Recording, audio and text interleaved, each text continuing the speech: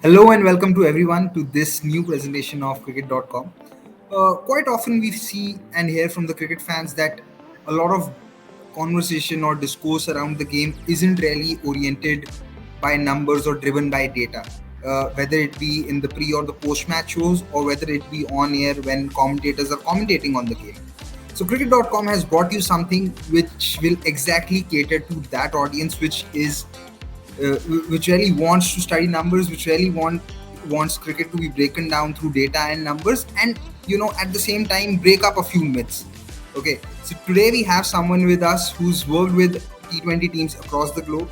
He's worked with Punjab Kings in this IPL as a part of their auction strategy. He's worked with Birmingham Phoenix in the 100. I'm sure you've guessed it by now. We have none other than Dan Weston with us, and because this is going to be a weekly show, we are going to call it Wrong Ones with Weston. Welcome, Dan. Welcome to cricket.com, and I hope you will enjoy this and we can deliver a kick-ass show. Thanks, Gurkha. Thank you for having me. I'm delighted and really looking forward to the show and all the episodes in the future as well. So, guys, this show will essentially be broken into different segments. For this week, our first segment is called Mythbusters, where we'll pick Dan's mind around a few traditional norms associated with T20 cricket and would like to get his opinion on, do their norms really work out in the real world or they are myths. So let's just get right into it.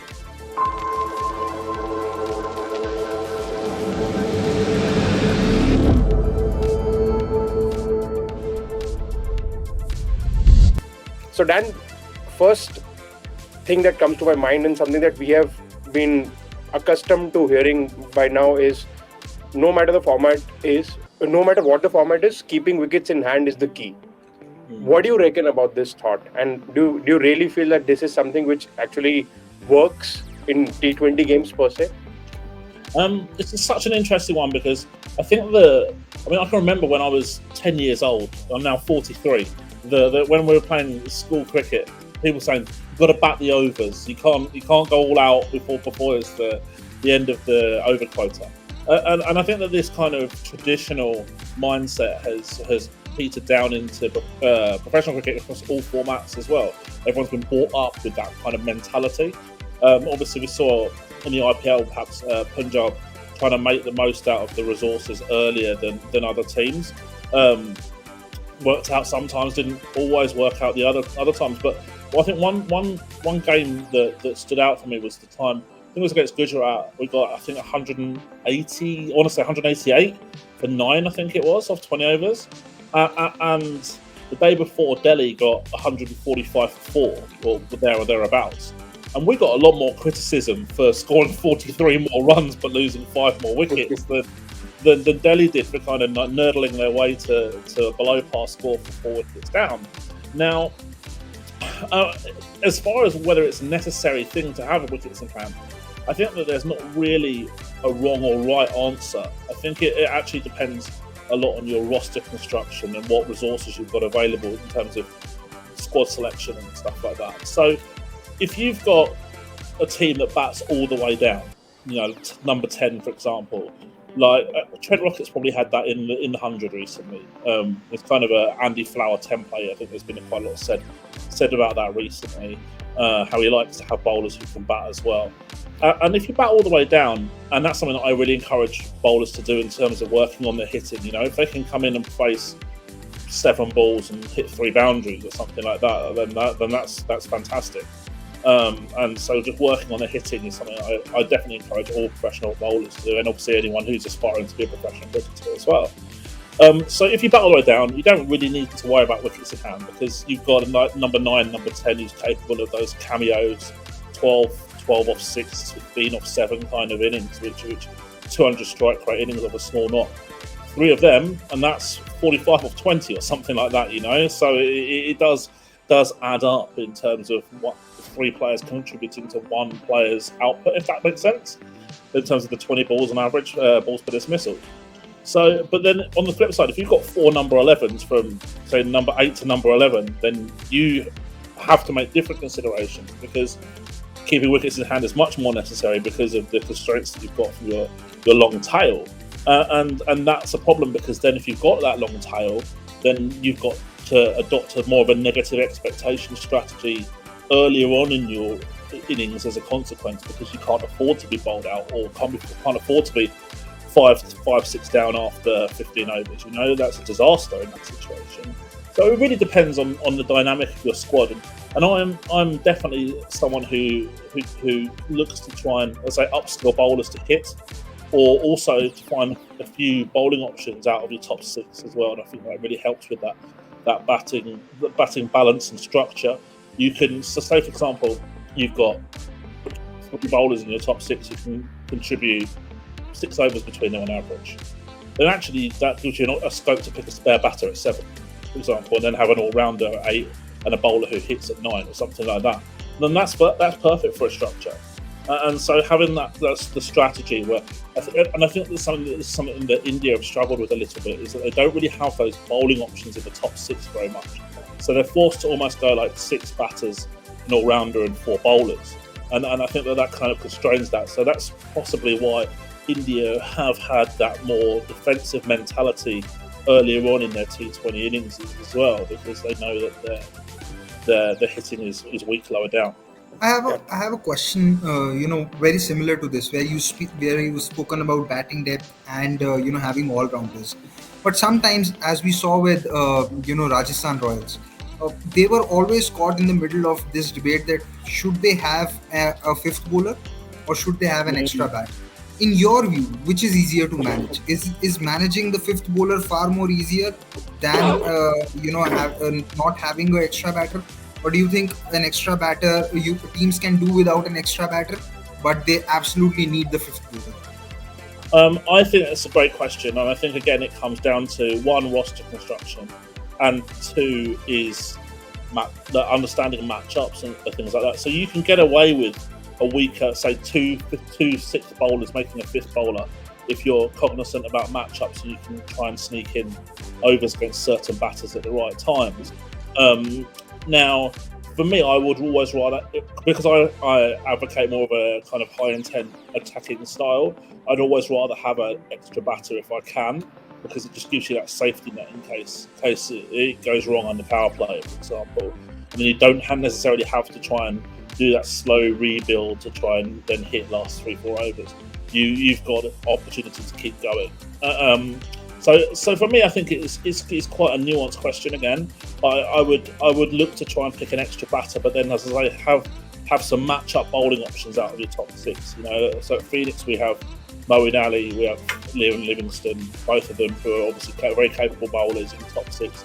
We also have Dan Mousley, who's a squad player for us this year, who bowls very effective off spin as well, and obviously bats in the top 6 as well. So these type of players are so useful for roster construction in terms of getting some over production out of your sixth bowlers or fifth bowlers. What CSK accumulated in the IPL of 2021 was near perfect squad construction in that regard, where they had batting options till 8, 9 and sometimes even 10.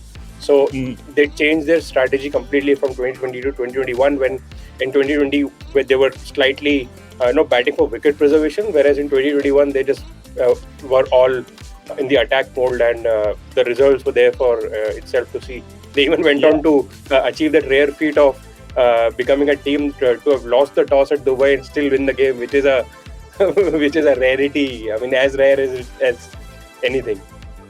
Yeah. So I think that approach is definitely something that can be advocated. The key is not to infringe too much on your bowling quality. If you're going to pick bowlers who bat, you want to make sure that they're still going to get in your team as a bowler rather than being a kind of a bits and pieces player. But I think that on the whole that's definitely possible and certainly a viable approach. Yeah. Great.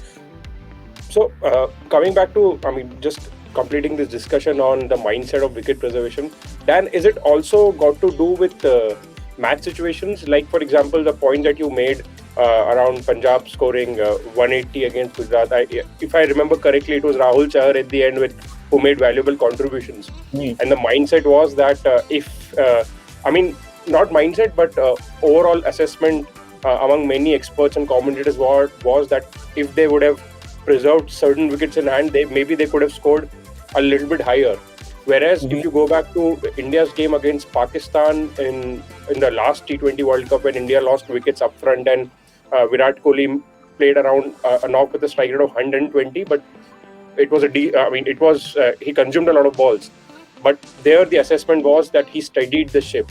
So do you think, in terms of assessing how the innings progress, these sort of nuances also affect the overall logic? I think there's a lot of considerations to make. So, for example, in Punjab match, the commentators might say, okay, well, if they'd have preserved wickets, they'd have got 200 or 205 or 210. But actually, we don't know that, because they could have been 20 runs down earlier in their innings because they took a more negative approach, if that makes sense. So they've still got to catch up a lot of runs.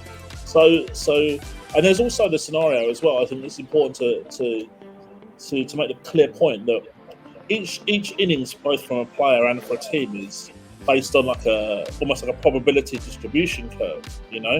So there's times where Punjab would go for it, and it would actually come off, and they get 230 or 240 playing in that style in that particular match.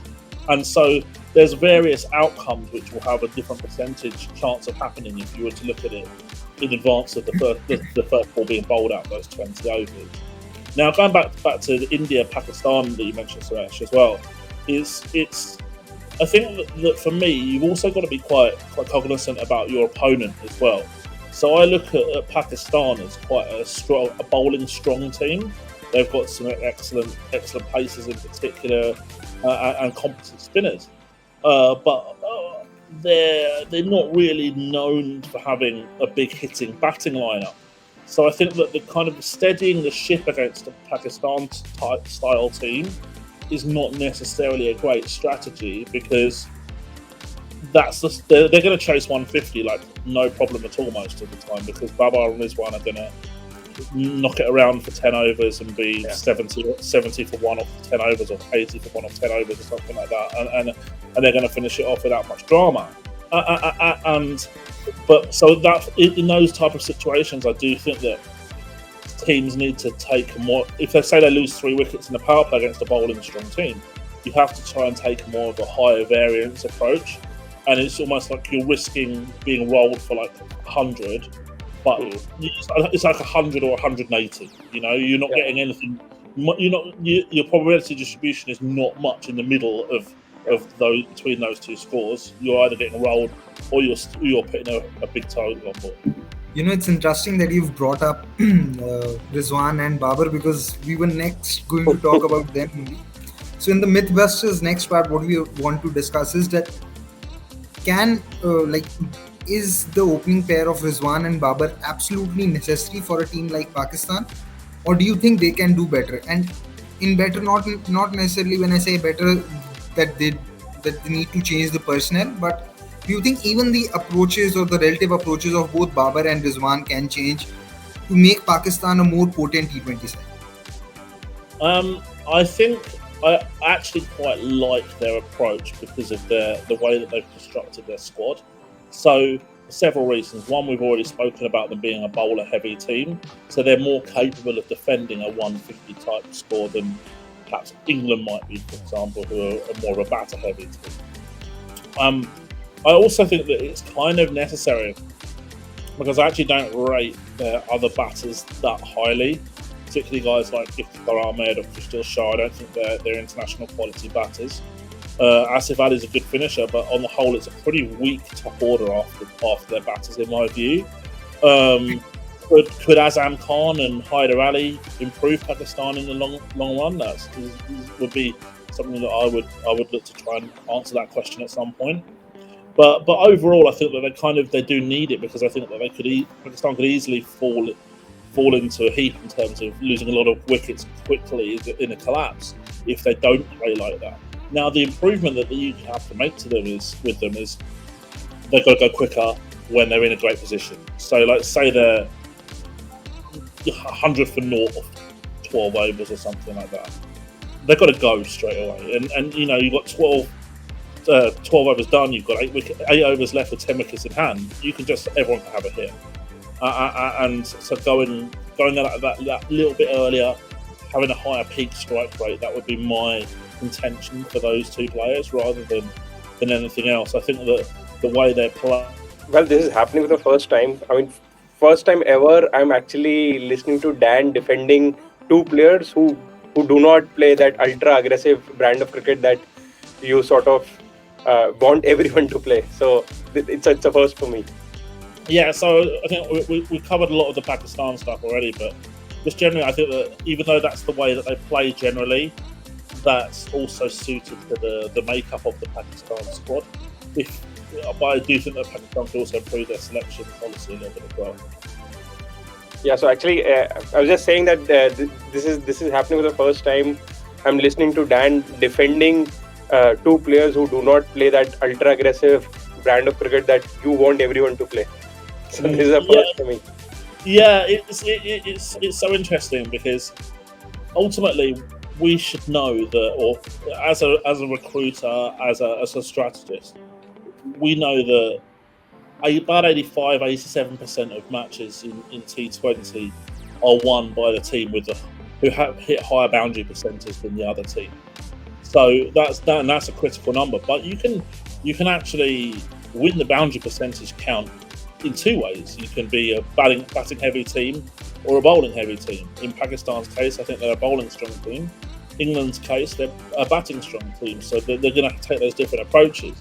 Now, for me, obviously the perfect solution is to be batting strong and bowling strong. But certainly if you're looking at like auctions and drafts, it's very difficult to cover all those bases because you have a fixed budget and everyone else wants the same players, and particularly in some skill sets areas, there's a finite resource, that you want a world-class all-rounder, you're going to have to pay for that because there might only be like 3 in the auction or something like that.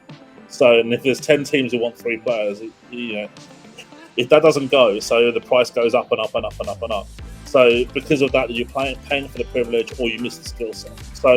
So these things are all important to understand with roster construction. And obviously with the national team, you're kind of at the mercy of what's produced for you by your domestic teams to some degree. So England at the moment, I think, I believe are quite weak in terms of pace bowling, whereas Pakistan obviously have got incredible talent in terms of their pace bowling. So, these things are all very different, and that should dictate the way that you play. So England really, I think, have no option but to go ultra aggressive because their bowling attack is so weak that the only way they're going to win the boundary percentage count in a match on a consistent basis is if they out-hit the opposition. It's going back to kind of that auction draft dynamic. It's often a lot easier to find hitters who are good value than boundary preventers with the ball, if you like. Like a real high quality bowler. There's less of the high quality bowlers, and they tend to come at the really, really good bowlers come at a really high price.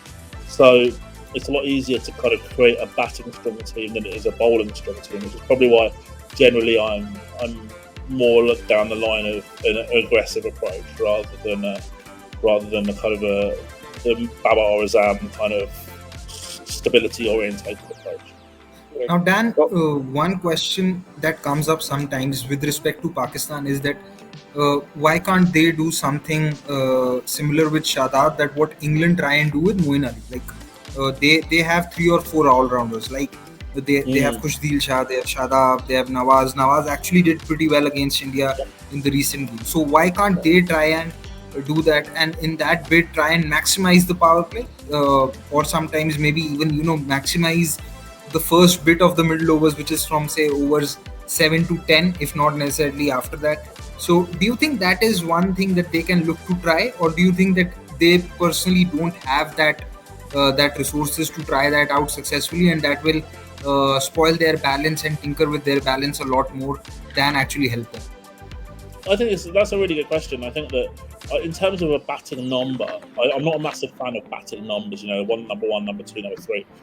I look at it as a game of openers and then entry points a lot of the time. So what's the best entry point for your player? So, for example, Asif Ali, you might say his best entry point is like over 15 or something like that, because he's going to be able to face a couple of balls and then just try and hit boundaries after that. So he's going to face, 15 balls and try and score 30 plus runs. Shadab Khan's an interesting one because I definitely think that he's capable of batting in those early middle overs, like you mentioned, maybe first wicket to fall over 7 to 10 or something like that. I know he's done that quite a lot for Islamabad United in the past as well, and yeah, I think there's definitely capability there.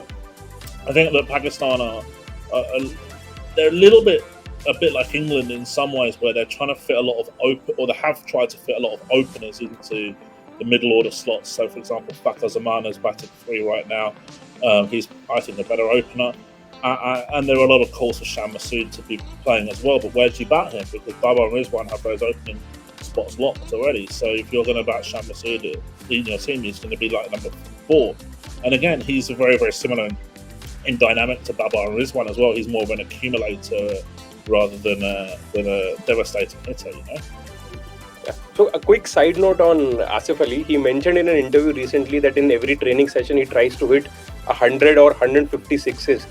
I mean, is he trying to show off here, or do players really do it in one training session, try to hit 150 sixes? I've not seen it, but I wouldn't put it past him actually. And I said it with all seriousness because I know Zain, who throws for a lot of the Pakistan national team, and he was telling me that he throws like 700-800 balls to certain players in a day. So like it actually wouldn't surprise me at all. It's not something that I see from like English players in training or anything like that, but certainly knowing how Zain works and how dedicated he is to working with the Pakistan players, then yeah, it wouldn't surprise me too much. Okay, so I think that's a lot of context and discussion around the Pakistan side and their conservative way. Now we move on to the next mythbuster that we have on the roster today to discuss, and it's a classic case which happens a lot. I am not sure if it happens in England cricket or not, but it's a classic case of something that happens a lot in the subcontinent, where players on the bench become better than the ones that are available. Right? A lot of talk with.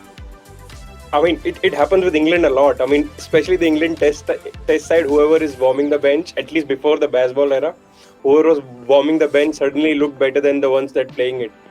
Everyone says this about James Vince the whole time. He's not in the squad, but like he's better. He's getting better because the players in the team are playing badly or something like that. Yeah. So similarly, a lot of conversation in India has been around drafting Mohammad Shami in the T20 squad. Right. The merit for that is that he's a very good new ball bowler and he can prize out wickets in the power play. But he hasn't really played any T20 international for India since the last World T20, and overall as well. In the 9 years that he's played international cricket, he's only played 17 T20 internationals for India. Now, I want to know from you, what is your thought and opinion on getting someone like Mohammad Shami in the World T20 squad for India? As you mentioned already, I think that his strength is bowling with the new ball in the power play. And I find it quite difficult to balance the team if he does come into the side for that. So, for example, obviously, assuming fully fitness, he's competing with Bhuvneshwar Kumar and Deepak Chahar for that role already. Now, Deepak Chahar adds value with the bat a little bit as well. So that's something that needs to be considered, considering as well that you've got Bumrah probably 10, Arshdeep at 11. That's becoming a very long tail if you have Bhuvneshwar and Shami in the same team as well. So you need a little bit more batting, I think.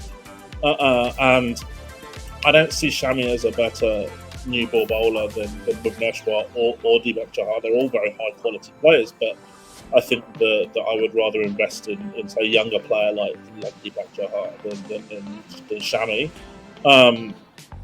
And also India have got two great, in my opinion, great pacers who can bowl either potentially two in power play, 2 in death in Bumrah and Arshdeep. Obviously Bumrah's held back a lot more, but he's very, very capable of doing that. So a lot of the time, I think if you're looking at the players discussed, those options are pretty much covered already. I don't think it's not necessarily that he's a bad player. Dan, so I mean, India usually use Shami as a World Cup specialist. So he's not around the team for all these bilateral or other series, but come the World Cup, they suddenly draft him in. And that's what happened in the last World Cup as well. But do you think the argument around him being in mid 140s, that this pace might be helpful in Australia. I mean, does that warrant a point, a tick again, a tick in favor of Mohammad Shami? I would need to look at a lot of detailed data for that. So I would be looking at what pitches in Australia have genuinely been conducive to. So what lengths, what speeds, those type of things, and if he can offer a point of difference doing that, then perhaps it's a different argument. But I think generally speaking, that it's tough to rationalise with that unless he offers that, say, a real point of difference you can kind of equate statistically with the particular conditions that might be on offer in Australia. So yeah, moving on to our final mythbusters for the first episode. So this is in general regarding, let's say, if a team just force fits a left-hander in their top 6 just to counter the matchups. I mean, is that a wise choice, or would a team benefit more than just going with their best top 6, even though if all of them end up being right-handers? That's such a good question, because in the past I think we've seen left-handers being overpaid in auctions, for example. I call it the left-hander tax, and there's almost parallel as well with left-arm paces as well. We saw, for example, Tyrone Mills back in the day getting good contracts, and that was just one example of plenty of others as well. For me, it's a mixture, because I want a left-hander. I want left-handers in the top 6, so I can target short boundaries, both for both ends, if you like, and also because it's a match-up breaker as well. So, for example, if you've got, at Leicester this year, we had a very right-hander heavy team, and teams bowled more slow left-arm spin to us than any other team in the tournament. So they were very, very aware of the fact that they had that ability to bowl matchups against us. But by the same token, you don't want to compromise on quality as well. So if you've got the chance to take, like, I don't know, an 8 out of 10 right-hander versus a 5 out of 10 left-hander, you should probably still take the 8 out of 10 right-hander.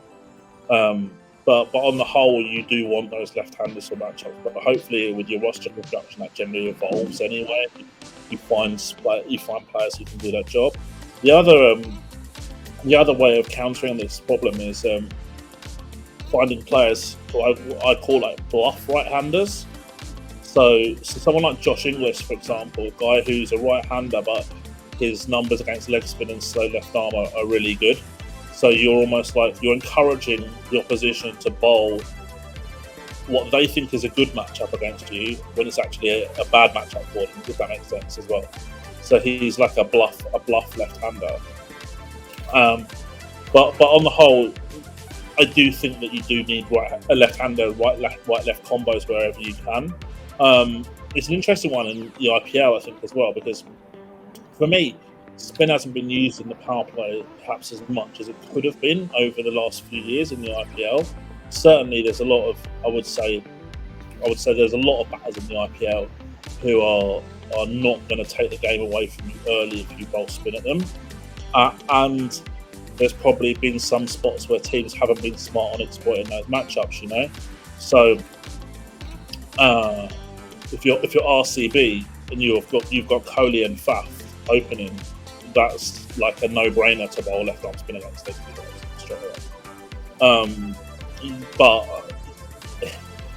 that's where you kind of your roster construction and understanding that maybe paying, I don't know how many it was, 25 crore or something for 2 right-handers at the top of the order probably isn't the best use of your resources. You know? Dan, I want to put you on the spot here and ask you something, because India are yet to name their squad, and they've persisted with Rishabh Pant because they realized that the last T20 World Cup they really didn't have a left-hander countering in the middle overs, and they really struggled against Santner and Sodhi because Rohit and Virat got stuck.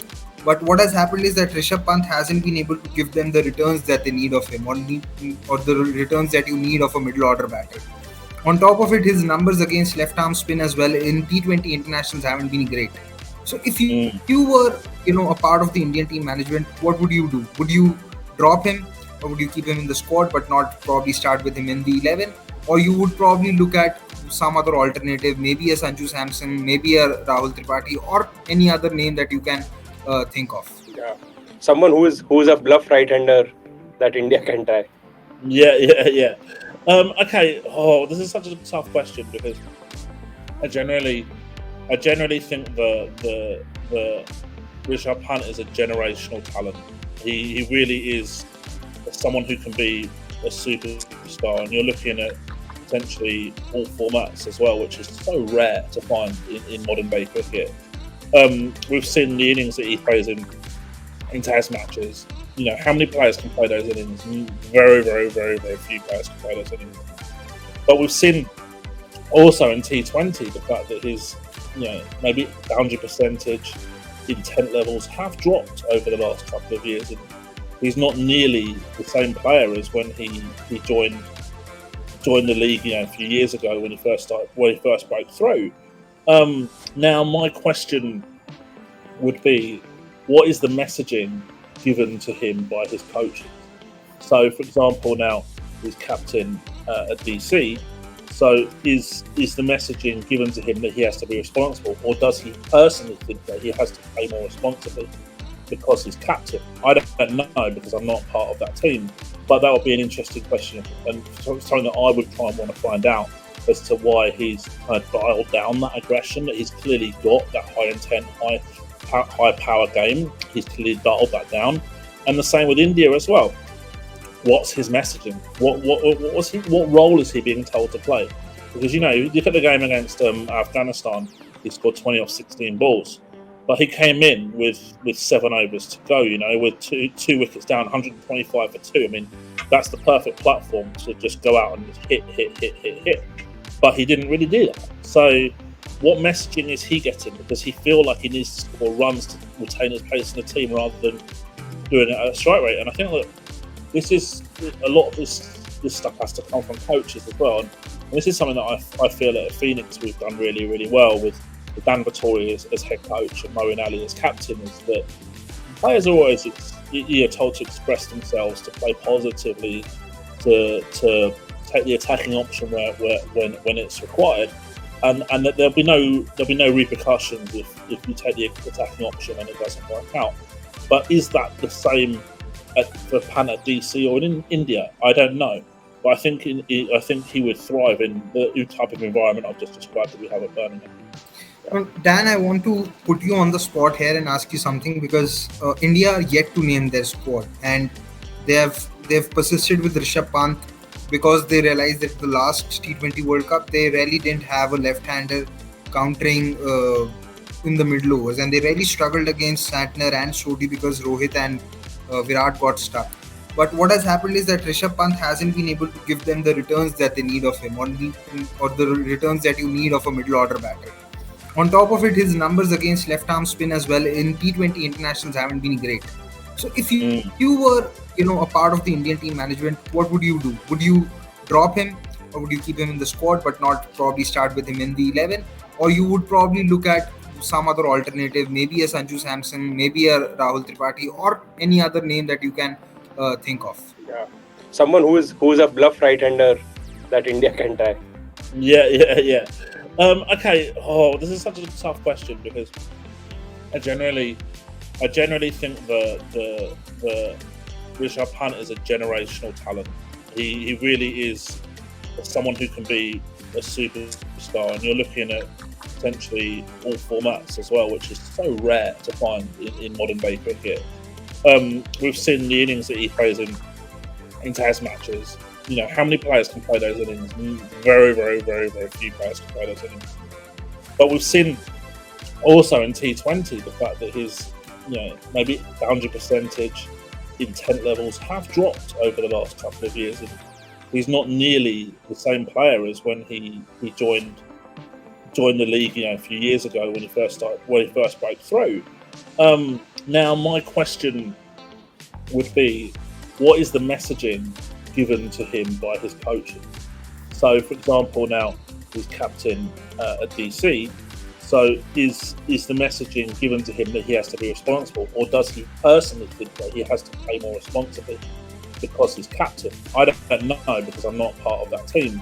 But that would be an interesting question, and something that I would try and want to find out as to why he's kind of dialed down that aggression. That he's clearly got that high intent, high power game. He's clearly dialed that down, and the same with India as well.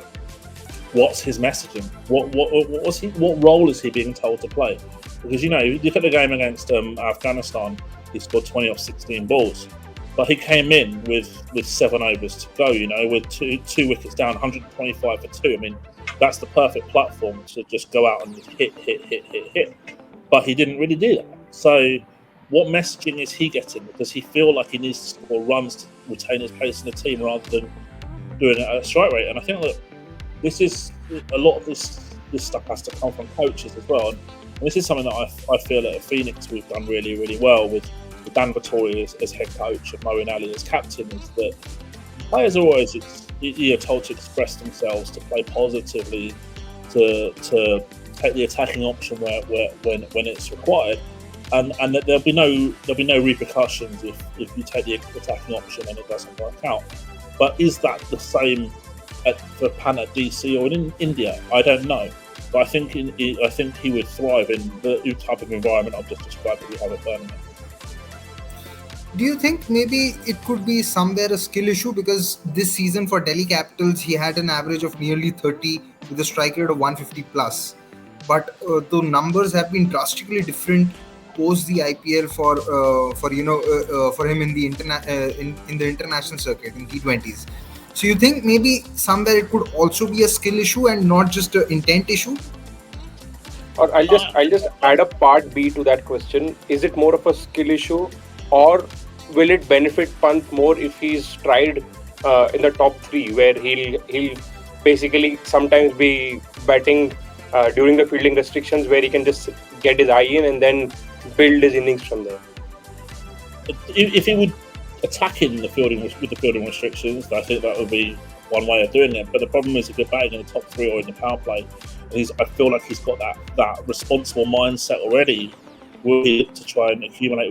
Will he worry about losing those early wickets in the power play or early middle overs before attacking?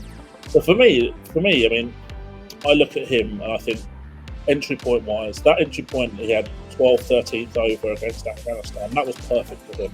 He can go and get his eye in for 5 balls and then just go hit.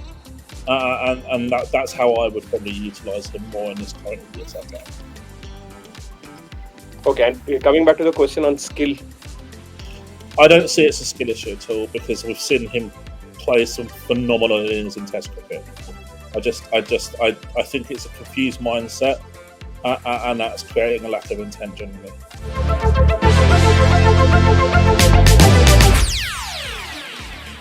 We want to discuss with you a team that you've very closely followed, and it's a team whose domestic circuit you've also followed quite closely, and that's the English team for this World T20.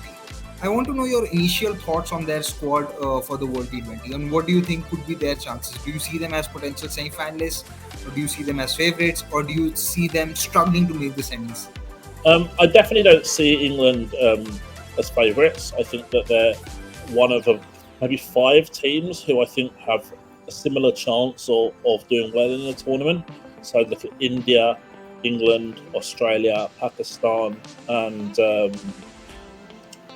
South Africa. Maybe South Africa as teams who can compete at a higher level to others.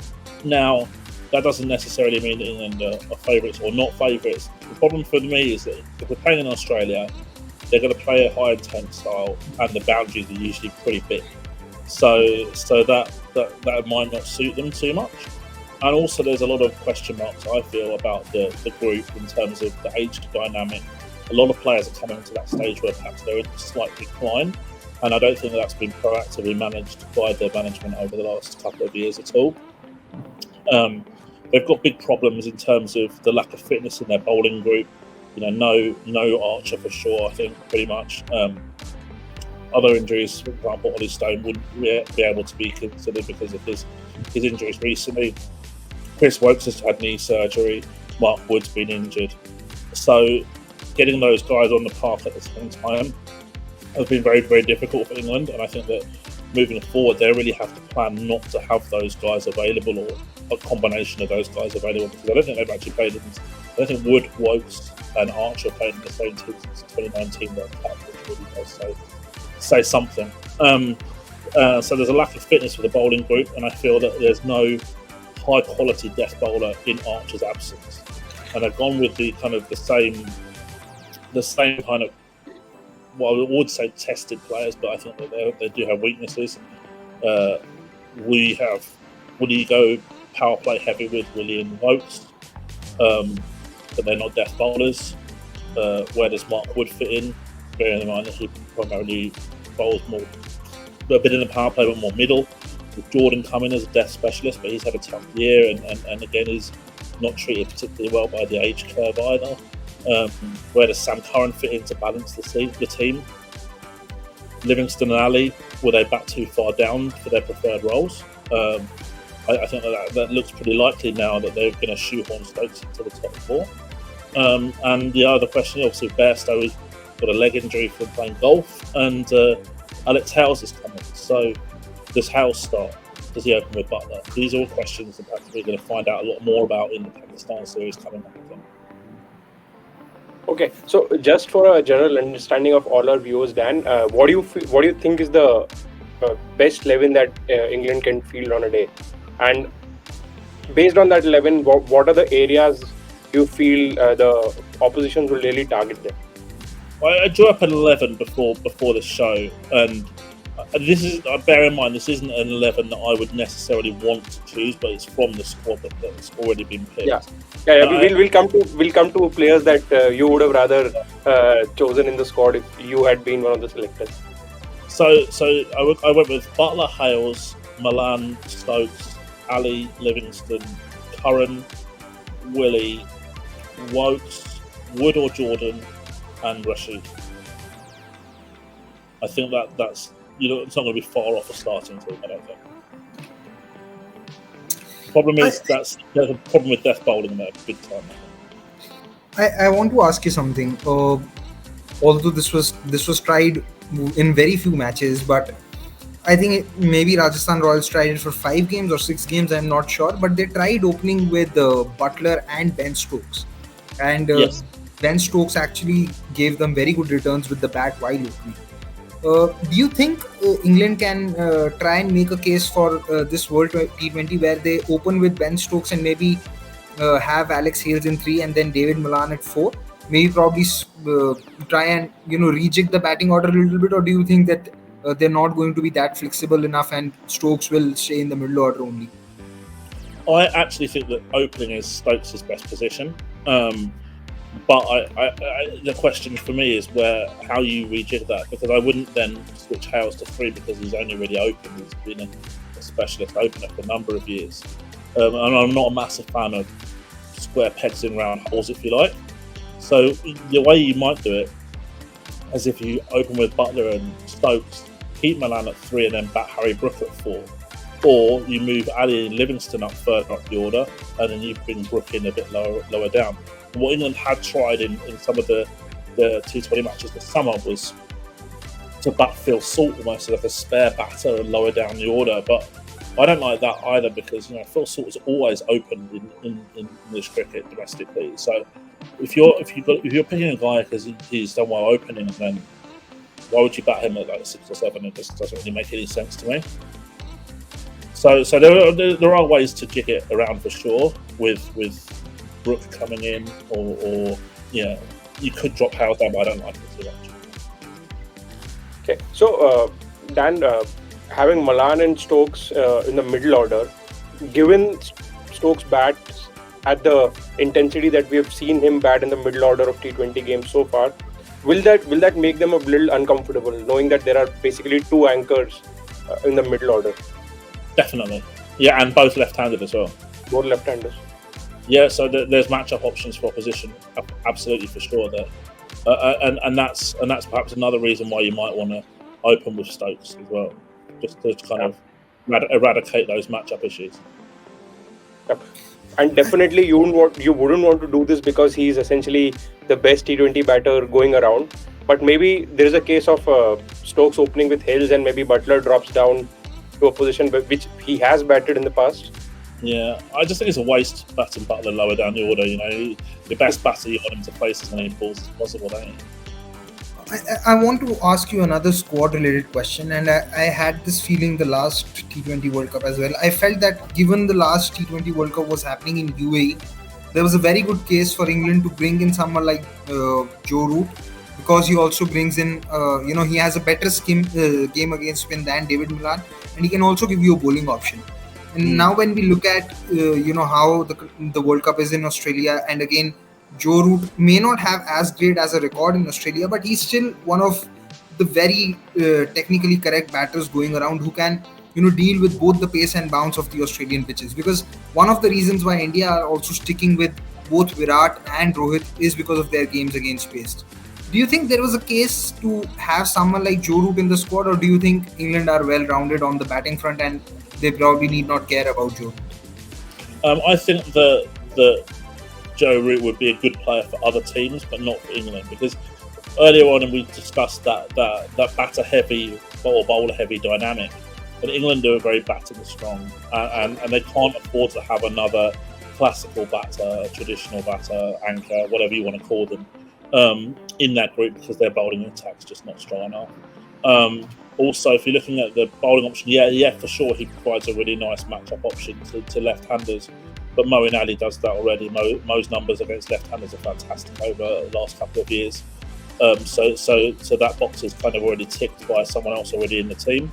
And we talk about his Joe Root's game against spin, and you're right. Obviously, in Test cricket, he's a fantastic player of spin.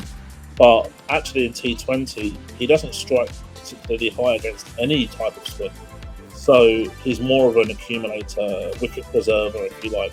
So I just don't think that dynamic is needed in the England team right now. Sorry. Okay, so Dan, which team do you think Joe Root will fit better? Pakistan, I presume. Pakistan, number 3. Pakistan, yeah, absolutely. How about West Indies? If you don't play chase. Okay, yeah.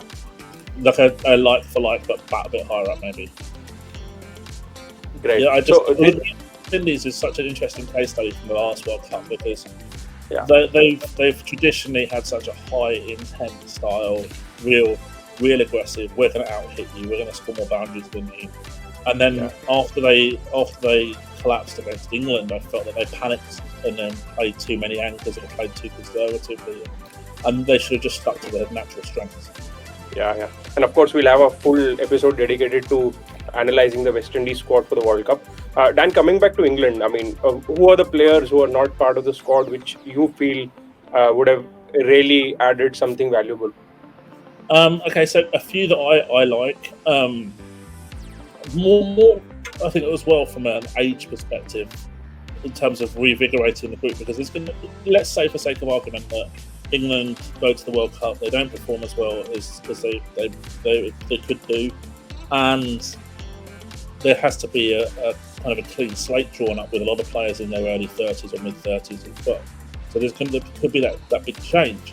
Now, maybe incorporating a few younger players into the group prior to the World Cup would have been a good idea, because then they've got experience at the big stages.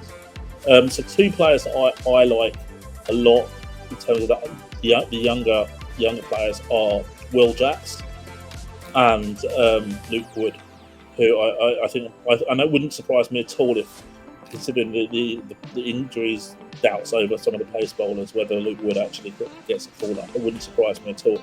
But in the 100 this year, playing against Birmingham for Trent Rockets, in the game at Edgbaston, he bowled by far what I thought was the best 4 overs from any pacer in 2 years of tournament of any match that I've watched.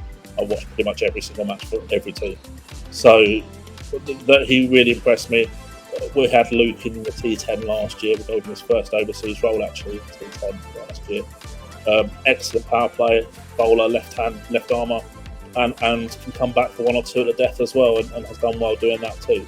So for me, that he's someone Will Jacks is an exceptional player. I'm sure a lot of the viewers have saw his 100 in the 100, which was the second 100 ever after Will Smeed. And Will Smeed's another player who's not going to be far off coming into the group either when you need another opener as well. And then an older player who I really, I'm sure that anyone who knows me will know who I'm going to be talking about here. But Benny Howell, I mean, it's an absolute travesty that this guy doesn't get picked. I mean, honestly, it's the biggest tragedy in T20 cricket selection. He is a very competent batter and an absolute genius bowler. And for a bowling weak team that United England are, to ignore those talents is just it's insane. Glad that you mentioned Smeed and Benny Howell, because I was gonna probe for the same. Were you gutted Benny Howell didn't get a game with Punjab as well?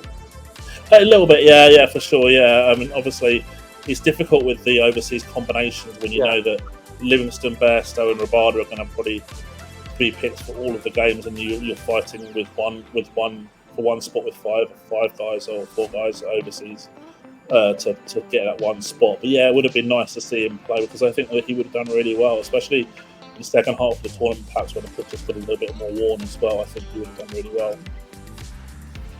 Yeah. Okay, so Gurgeet, any more questions popping in your mind regarding England?